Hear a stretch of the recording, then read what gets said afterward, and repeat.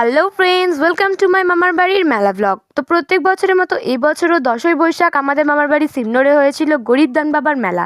তো as usual আমরা সবাই সন্ধেবেলায় চলে গিয়েছিলাম মেলায়। আর এইবারে আমাদের মেলাতে এই ড্রাগন ট্রেনটা ফার্স্ট টাইম এসেছিল। প্রথমে মাজারে প্রণাম করে তারপরে গিয়েছিলাম মেলার দোকানপাটের দিকে, কিন্তু কেনার মতো কোনো জিনিস দেখতে না পেয়ে আমি মেলা থেকে কিছুই কিনিনি। আর আমাদের ছোট্ট ঋত্বিকা তো যেই নাগরদোলাটাই দেখছিল সেখানেই বলছিল চাপবো, আর ওরকম করে করে ও কিন্তু বেশ কয়েকটা নাগরদোলায় সেদিন চেপে ফেলেছিল। বোন তো অনেকগুলো নাগরদোলাতেই চাপলো, তাহলে আমরাই বা কেন বাদ যাই? তাই জন্য আমরা চেপেছিলাম ইলেকট্রিক নাগরদোলায়। আর যতটা মজা হবে ভেবেছিলাম তার থেকে অনেক বেশি মজা হয়েছে আমাদের ঋদ্ধির জন্য।